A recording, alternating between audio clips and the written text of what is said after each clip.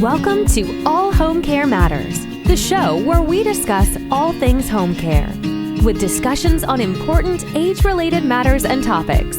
Brought to you by Enriched Life Home Care Services, the #1 rated home care provider in Michigan by Top Rated Local.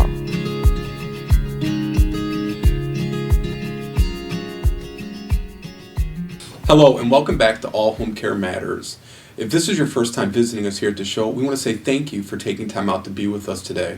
We appreciate how valuable everyone's time is, and that's why we try and make each episode here at All Home Care Matters something that will hopefully matter to you. Today, I am honored to welcome our guest, Mr. Steve Ventura. He is the founder and owner of USA Bio Care.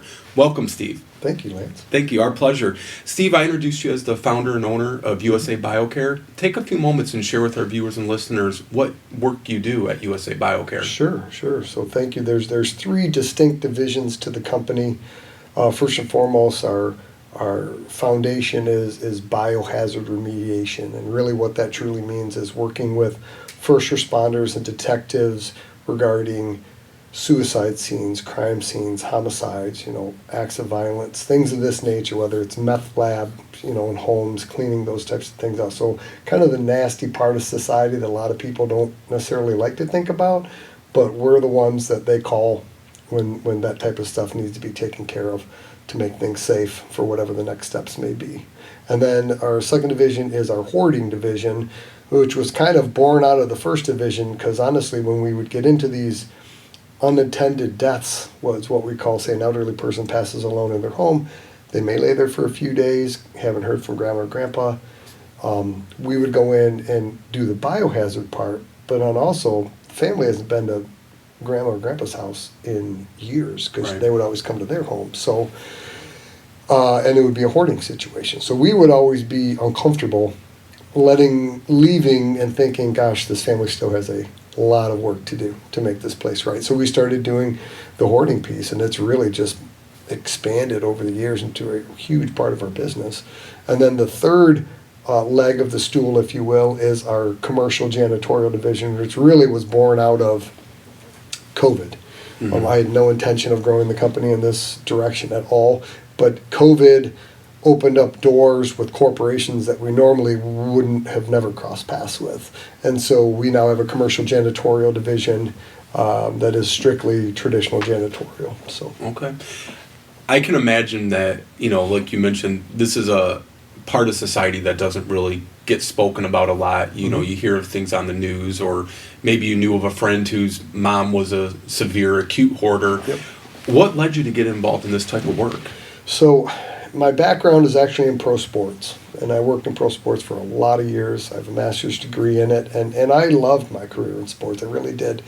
I got out of that part of my life because my dad was quite ill, and my wife and I decided to move him in with us and the kids for the last chapter of his life. And after he passed, I wanted to start a company that was rewarding, to be honest, because as much as I am a sports junkie and I do love sports, it was very much an environment driven by ego and greed, and I, in general, don't do well with those two types of things. So what we do now is, and it's fascinating, Lance, because I always felt sports, let's say you're at a party or whatever, a social setting, or you meet somebody, and they say, what do you do for a living? Back then I would say sports. I thought it was a very common, easy conversation. Well, when I tell them what I do now, I can't believe how much more interested they are. Right. I mean, it just blows my mind, the level of interest.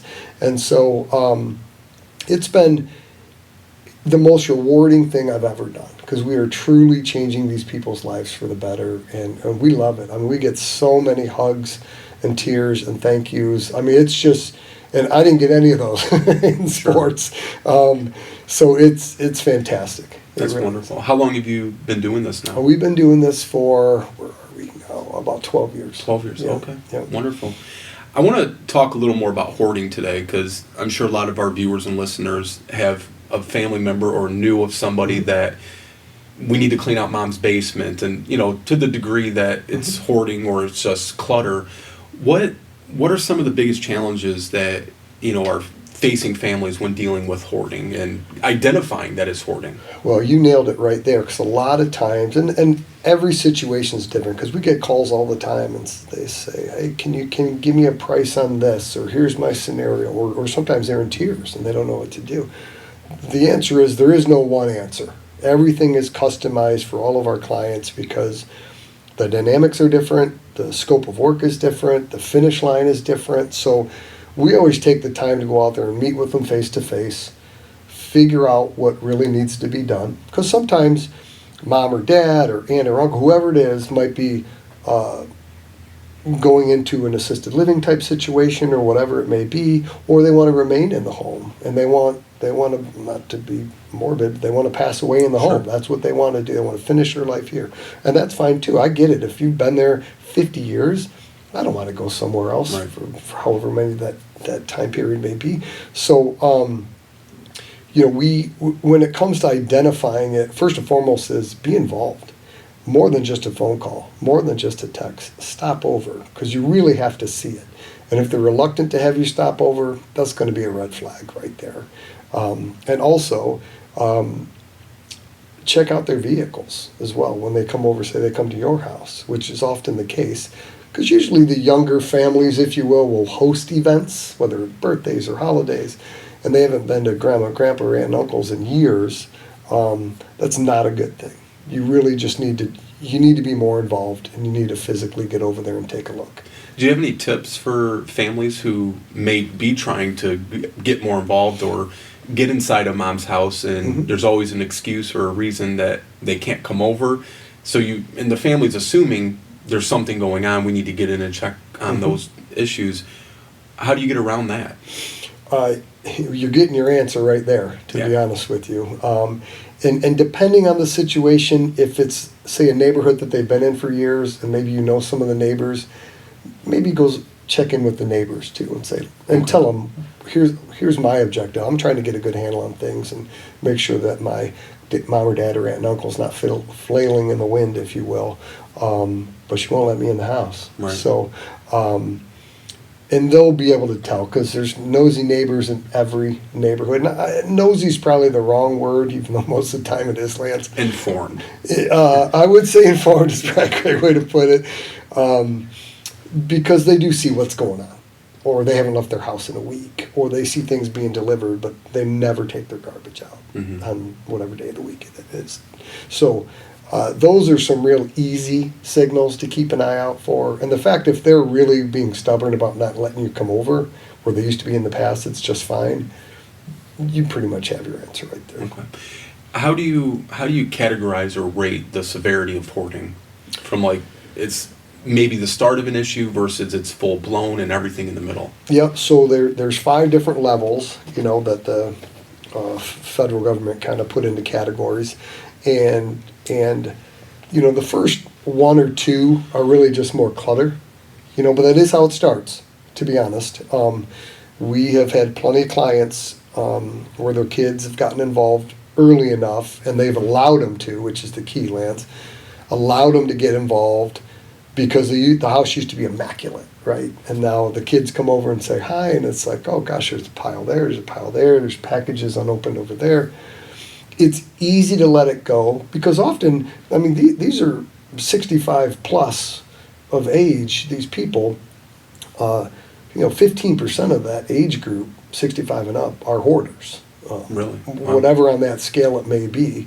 And to be honest, levels 3, 4, and 5, that's more when we get involved.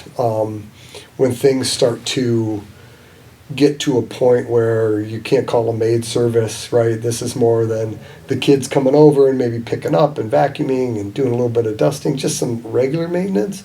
When it gets to the point where they call us, it's usually the 3, 4, and 5 levels. And really what those levels are, like level 3 is where you walk in and something's going on. And levels 4 and 5 are kind of things you see on TV. Now, I've never seen the show Hoarders, although my wife did make me watch one episode once, part of it, because we live it, so I don't need to see a TV show. But I personally don't like that show, because I know they've dramatized things, and I know they're just doing it for ratings. And I do hope they help the people, like ultimately, because that's what this business is all about. It's about helping people. So, like we get asked sometimes, how many cameras do you bring? And I say, we don't have any cameras, nor do we want any cameras. In fact, all of our vehicles are unmarked on purpose. Everything, we look like we could be a contractor redoing a kitchen or a bath or whatever. But when we get involved, it's levels 3, 4, and 5, and those are the things where there's typically pets involved, that they don't let their pets out anymore. I know cats you don't let outside typically, but cats and dogs can ruin a home quick, especially the cats. Yeah. And often, the majority of our clients are 65 plus, and they're mostly female, to be honest. And a lot of the times, and 10% of Americans in general, Lance, have a separate storage unit off-site just to house extra stuff. Wow. That's a lot, right? Yeah. So, because there's 19 million Americans that are considered hoarders. Now, what does that really mean? I don't know, but I can tell you this, 4% of any community, socioeconomics do not matter, are hoarders. And when I say hoarders, I mean people where we need to get involved. What's the age correlation between the increase in hoarding? What's the connection there? Based on articles I read and based on our experience, it really comes down to a few triggers and or forks in the road. It's often a death or a divorce. Sometimes there's cognitive issues, where they start to fade a little bit, and sometimes it's financial, right? They can't earn a living anymore like they used to be able to. So those are kind of the 4 buckets, if you will, that often it's always something, Lance, because almost all of them, we hear the same words. She wasn't like this growing up. She was never like this. And I believe it. But here we are today, right? And so it's often those types of triggers where they're trying to fill a hole in their heart with an external, whatever that is for them, and it never works, Lance. And it never will. So is it fair to say then hoarding is a mental health issue versus just the normal thing we do as Americans? I will say it is the American way. We do a lot, but it is 100% a mental health issue. And that's why we're so empathetic and so compassionate with these people. And that's why we're so private about their matters. Because the reality is, if someone cared, they would have been involved by now, and I'm referring to the neighbors. Because we bring our own dumpsters, we're very self-sufficient. Really just need the family to help guide the decisions and kind of frame out the scope of work before we even get on site. And that's a big part of what I do. And so, we're really good about shooing away those nosy neighbors that really just want to walk that same dog 6 times in a 6-hour period, right, and keep walking past, We're pretty good about being polite and firm and not engaging. Sure. Because the reality is, if they cared, they would have known what's going on by now. Right. I'm just thinking when you show up at a house and if family's not as involved, but now they're getting involved, and you go in and you have really a lifetime of accumulation of this person, I would think it'd be really challenging to do your job, because now how do you decipher, yes, this gets pitched or this gets saved? How do you make that distinguishing? So, thank you for asking, because we're not junk haulers. So it's not like we're just picking stuff up, taking it out the door, and it's gone. We take the time to go through and find things. For example, family photos is always our number one thing, because you can't get those back, right? You can't go back in time and recreate these. So family photos is number one. Financial documents, insurance documents, jewelry, cash, things we know the family's going to want and need, just basic common sense. But outside of that, we really encourage the families to make a list of items to keep an eye out for, because we love it, because it's generic to us outside the basics. So we enjoy, the more details the better, because it is a chaotic situation. And so if we can help decipher some lines in the sand, it really helps us. Like, for example, Lance, we had a family in Southfield. They asked us to keep everything with a heart on it. And when I say heart, anything that had a heart shape, I'm talking coffee mug to a magnet on a fridge, whatever it is. Things we typically wouldn't have kept. I mean, magnets on fridges aren't really high priority. Right. But they asked us to, so we did it, happy to do it. And we found 78 items. I mean, some were Afghans and some were, well, it was everything under the sun. They could not have been happier, like literally tears and thanking us. Because the place was in disarray. It was a level 5. It was a terrible home that needed help. But in the end, all the carpet and pad was up. Everything was swept clean. The house was very, very manageable at this point. So when you go in for hoarding services, does that automatically include then the cleaning after?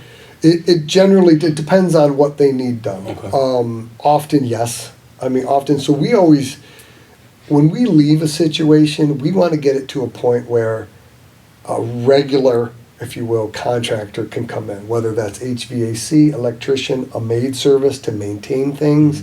Because they don't expect us, they know we're not a maid service. We're not there to dust necessarily. We're not doing windows. I mean, we have, if the family needs us to, we will. It's not a big deal. But the reality is, when we're gone, we basically do everything that nobody will.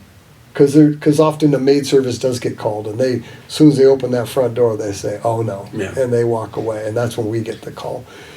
And we often get a call too, Lance, when, a neighbor keeps calling the city, and the city has given them plenty of warning, and now they're going to condemn the home.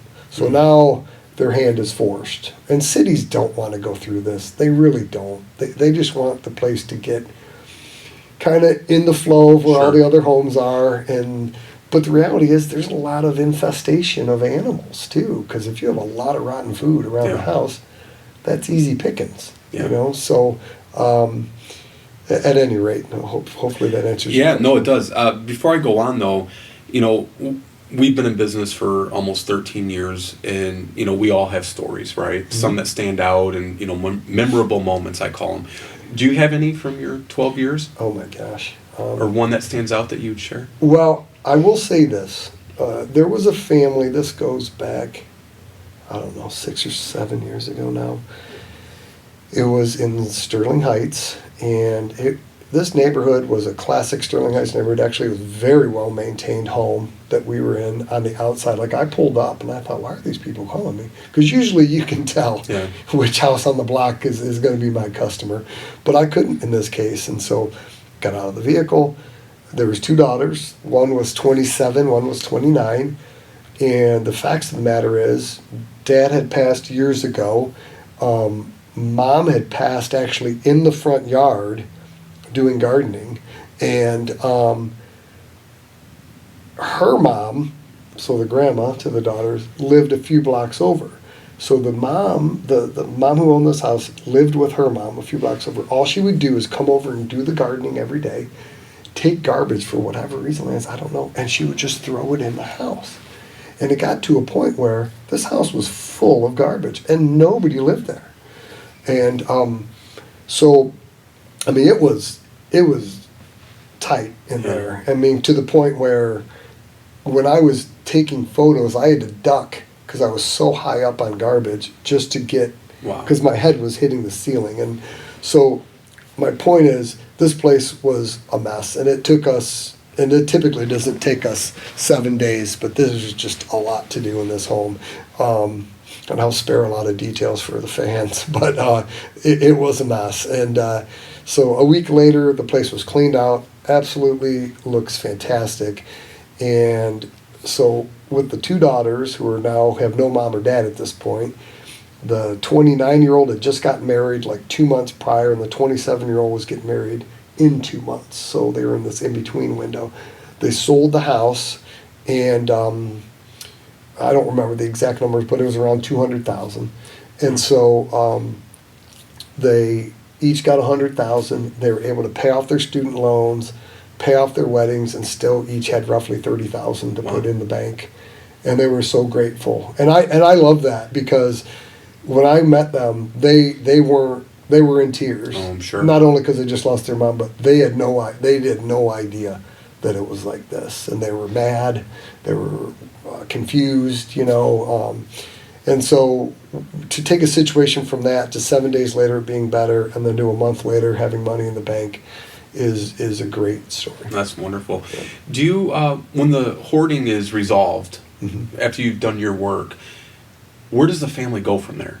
You know, to prevent you getting a call a year or two later to Right. come back. Like, does the hoarding just stop? Do they need therapy? What's the recommended? So thank you for asking that, because we always joke we have the worst tagline in business. We always say, we hope you never call us. Yeah. Because the reality is when we get calls, things aren't good. And people, when they even phone rings, if I'm the one answering, I pick up, and they always start off apologizing. I always tell them, don't apologize. I mean, this is the business. This is what we do. And so the reality is they do need therapy. And we strongly encourage it. We work with different therapists that we could recommend if it's in their area. But the reality is they absolutely need therapy. Because, yes, we've given them a new start. Yes, we hope they maintain and never call us back. All we ask is a 5-star Google review, which helps us a ton being a small business. But we strongly encourage them to go see a therapist and really get to the root of that hole in their heart I was talking about earlier. Are there therapists locally? We're in Michigan that Yep. specialize in this issue? Yep. There's groups all around Metro Detroit area here. Okay. You know, if that we're affiliated. No, I shouldn't say affiliated. That we've worked with That in you've the worked past. with, sure. Yeah, that are great, because this is a disorder that is growing, not shrinking. I'll tell you that right now. And so, you know, if anyone ever, if you need help out there, our phone number is 248-621-3232. Call us anytime. We're happy to give any advice that we can to help you and your family out. Yeah, absolutely. And we'll have that in the show notes too for everybody. So Steve, I want to go to this route too, because doing what we do, you know, you have some families where they're split, where you have some siblings thinking, well, we can handle this ourselves. The other side saying, well, we can't. We work full time. We're not experienced, qualified to do this type of work. Why would a family need to hire your services rather than trying to just fight the battle themselves? Sure. And you use the right word, fight, because it does cause a lot of stress on families. And so the reality is when you get a third party involved like we are into that type of situation, we're neutral. And we're just there to help.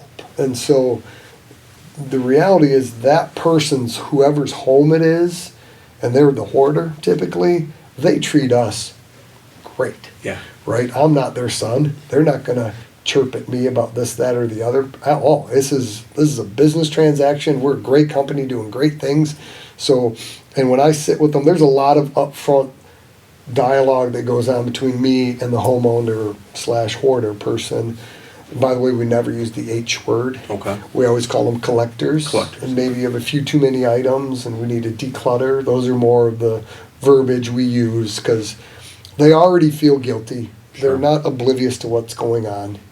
And they're angry at themselves often, you know. And so I'm not there to shame them. We're there to build them up. We're there to get them to a new place, a better place. And that's all their family wants. Right. It's all they want. It's all we want. So big part of what I do is try and get everyone moving in the same direction from the minute I meet that person. And that's why we take the time to go meet everyone face to face. And I do hope that there's more than just the homeowner there. I want the kids there because I want them all to hear how this is how we do it. This is how it goes. And to help customize whatever the project is for their mom or dad, whoever it may be, to get them to a point where the finish line is what they expect it to be. What do you do in a situation where a family hires you, you and your crew that you show up, you're getting ready to start, and maybe you start, maybe you don't, but then the collector says, I don't want you here. You're not taking this stuff. This is mine. Like, how do you approach those situations?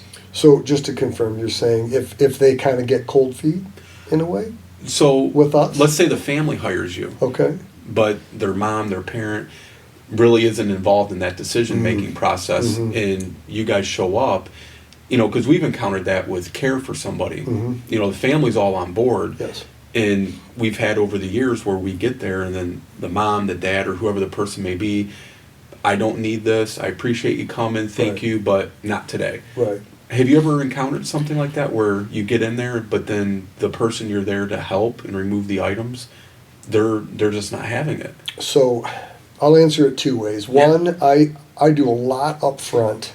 That's why I'm involved in a lot of this upfront stuff, because it really heads off a lot of potential landmines, if you will, down the line. I always use the phrase, we're not in the convincing business, because we're not. Because the reality is, this is a mental illness, right, and this is their home, these are their items, not mine, it's not the kids.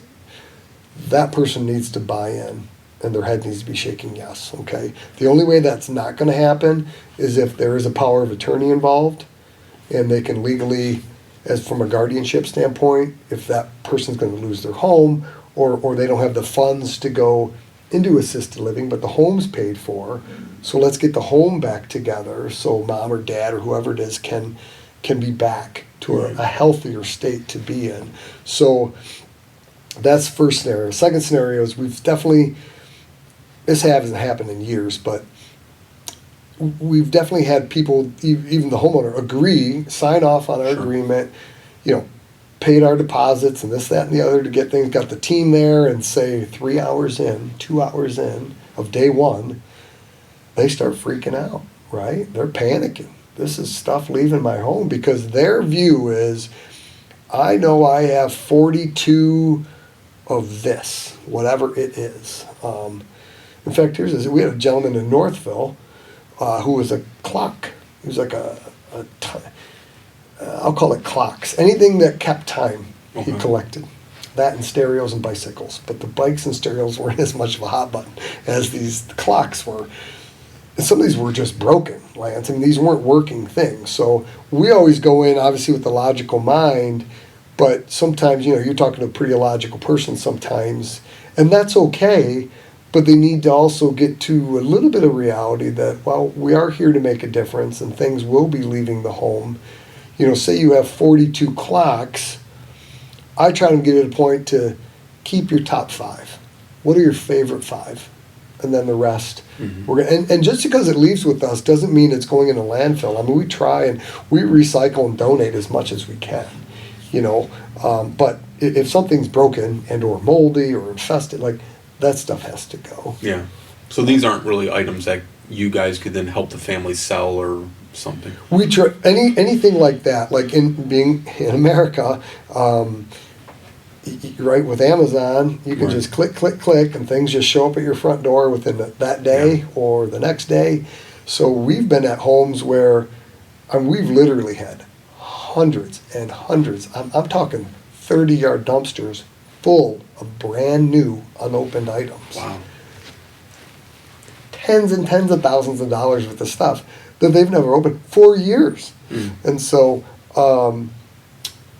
that type of stuff, obviously, if the family doesn't want to sell it, or because often, like, the kids are in their 40s and 50s often. They have their own family. They have their own home. They don't want this coming back to our house. Granted, yes, family photos, memoirs, things like that, cool. But some of it's just stuff. And so we end up donating a ton of that type of stuff too, because there's a ton of families. Like, one blessing that came out of COVID is we used to be, and looking back, it was probably kind of lazy. We would just bring everything to, like, Salvation Army or Goodwill or whatever it may be, and bring all that type of stuff there. But now, out of COVID, when everyone cleaned out their home, I mean, Salvation Army really stopped taking a lot of stuff, and they got real picky, and that's fine. I get it. They just had no space, and so we really forced our hand to get involved with local churches, and to where, because the church is intimate, they know that's a single mom with 3 kids, or that family's struggling, the dad had lost his job, whatever it is. They know way more details than we would ever know, and so. But we have all this stuff that has value. And so we try and get those in the right hands through the churches to help better that person's life, as opposed to us putting in a landfill, which we don't like to do. Or, I mean, something new and open, you should be able to find a place for it. So. For people who might be watching or listening to this and they're kind of, the wheels are turning about someone they know, a family member or what have you, what are some of the signs and symptoms they should really be on the lookout for if they're concerned that one of their loved ones may be hoarding? Well, first and foremost, I would go through some of the triggers that kind of send people down these paths, whether it's a death in the family or a divorce, losing a spouse type thing is what I'm saying. Cognitive issues that might be popping up, and then the financial pieces that might be popping up in a negative way. Those are kind of the 4 hot buttons. And then I would go back to, does mom or dad let you over at the house anymore? Especially if this is the house you grew up in, right? I mean, that's your quote-unquote old bedroom from when you were a child, that type of thing. If they're not letting you in the house and they continue to say, let's meet at a restaurant, or no, come over, I'll see the grandkids, da-da-da, all fine under normal circumstances. But when it becomes avoidance, when you go to their house to pick them up and they're always waiting on the porch, they're always waiting in the driveway, that's a red flag. So those are things where they need to push a little bit and say, Mom, I'm going to run in, I need to use the bathroom, or whatever it may be. Some excuse to get into that house. And if they really push, then you know you've got a problem. Okay. Insurance, fees, how are these, is this service something that is covered through any health insurance providers, or what's the normal process? So with hoarding, so biohazard, which we started talking about in the very beginning, our biohazard, whether it's suicides or unattended death, someone passes away in the home type of deal, that is covered under home insurance, 100%. It is. Okay. So hoarding is not. Hoarding is all private pay. So in a situation which we often get into where, again, grandma or grandpa, mom or dad had passed away in the house, maybe laid there for 3, 4, 5 days, which is very common, and we go in to take care of the first part, if you will, and now we have the rest of the house to deal with, because not to be gross, but flies start to accumulate, and they start taking everything all over the house. And so that needs to be taken care of. That can't just be, it's no longer a hoarding only situation or a bio only situation. Now they both have just cross-contaminated, and now we got a problem on our hands. Right. And so in that case, home insurance will cover even more to help remediate to decontaminate and disinfect. But the reality is we got to get that stuff out of there too. So it's kind of a combo on situations like that in a good way, because the reality is if it's just a hoarding situation, it's private pay. Okay. And people, we get questions all the time, right? Hey, what's your rate? What's it cost? There is no rate, right? Everything is customized for the family. But the reality is it's thousands, not hundreds, right? I mean, one empty dumpster is $500, and we haven't even done anything yet. Like we just showed up. So, it is expensive, and that's often why families say, we'll just do it. But what they don't understand is, how hard it is. I mean, it is not for everyone, and it is hard work. And it's not emotional for us, right? This is just work. This is what we do, and we're good at it. So for them, it's personal, and it's very emotional. And going back to me, that mom or dad, whoever the homeowner is, they treat us great. Right. So there's no conflict. Everything runs smooth. Everything lands in a perfect spot where it's supposed to be, and really puts the kids back in the role of being that loving, supporting child, which they are, or they wouldn't have called us. To help mom or dad get to a spot where they wish they should have been all along. Yeah, it's very similar and relatable to what we do when we go in to, help take care of a loved one. Mm-hmm. We often tell the families, you may not be able to get mom or dad to do X, Y, and Z, but when our staff come in, it's a different relationship. Absolutely. And we can oftentimes get them to do X, Y, and Z, where the family's just left standing there saying, well, you wouldn't do that for us. Right. It's a different relationship. 100%. It's a totally different relationship. As we wrap up, though, Steve, I just want to have you walk us through the process from that initial phone call to the end when the services have been completed. Okay. So it literally just starts with the phone call, them calling us, and I'm the one that does all the estimates for the company, and that's on purpose, because not that others aren't capable, but it really starts with these upfront agreements, right? These upfront conversations you're having with these people to avoid some conflict down the line, because it is stressful, it is personal. I mean, like, all of our employees are background checked and fingerprinted because it's naturally uncomfortable having strangers go through your home, and we go through the home. I mean, I'm talking every closet, right? Every closet, every corner of the house. I mean, under the stairs in the basement, whatever it is, we're everywhere. And so, yeah, that's awkward for them. Sure. It's just work to us, you know. So when they call, I try and find out things like what prompted the call today. And I let them talk and let them explain, which often tells me a lot. They start talking about the dynamics, who they are. And one of my questions, as always, you know, is, Mom, does she know we're talking today? No, not really. Or, yes, Mom's on board. She's ready to make a change. She doesn't want to live like this anymore. Great. Well, whatever that answer is, it doesn't matter. We'll work through whatever it is. But generally, if Mom's on board, we get over there. I set up a time to get over there, walk through the home with the person to get a handle on the scope of work. More importantly, sit down with them, let them know we're not there to take your things. Yes, things are going to be removed from the home, but the reality is we work for you. So whatever this finish line needs to look like, then that's what we're going to do. So, and again, the objective, are we selling the home?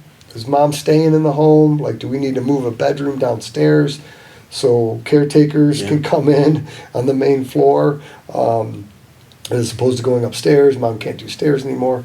All these important details, though, as you know, dealing with aging adults, you know, tripping hazards and things. And so, but the estimate, we email everything over to the family. I usually try and do the mom and or whoever that lead child is kind of take, because whether say they have 3 kids, usually one of them is kind of the point person. The other 2 will follow suit. One's not involved, or whatever it may be.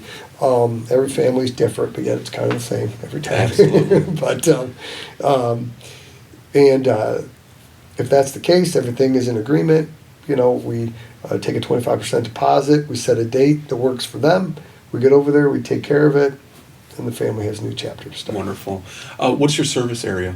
Do you have an area? So we are based here in Southeast Michigan, here in Metro Detroit area. So we kind of go as north as Flint, and as west as Jackson, as south as Toledo, and then over to Lake St. Clair. So that's kind of our sweet spot, if you will, from a hoarding standpoint. Now, biohazard, we go much, much farther. We've been all over the state, and it's just easier because there's not so not many, as involved. Not as much. Right. The days and the logistics are way harder on a hoarding job. Okay. Where would you like for people to go to learn more? So our website is www.usabiocare.com. There is a landing page for hoarding in there, and our phone number is 248-621-3232. Everything's on our website. It's very, very informative. I would suggest you start there. You can read our reviews, and I'm happy. You know, we're proud of who we are because we deal with all the local police and detectives here in Southeast Michigan. I mean, there's over 50 different departments we work with, and so we have a spotless reputation. We go to great lengths to keep it that way. And so we're proud of what we do. We have happy to share as much as they need to get comfortable to move forward and get that loved one to a better place. And it's all private and confidential. 100%. Yeah. All right. Well, Steve Ventura, thank you so much for joining us today. Appreciate you. Thank you for joining us here at All Home Care Matters, where we're helping families navigate long-term care issues. We invite you to visit us at allhomecarematters.com, where there's a private, secure, fillable form where you can give us feedback, show ideas, or if you have questions. Every form is read and responded to. And remember, you can listen to the show on any of your favorite podcast streaming platforms or watch the show on our official YouTube channel. Just make sure to hit that subscribe button so that you never miss an episode. And we look forward to seeing you again here at All Home Care Matters. Thank you for joining us today. We look forward to you joining us again on another episode of All Home Care Matters. To learn more about the show and to connect with us, visit us at allhomecarematters.com.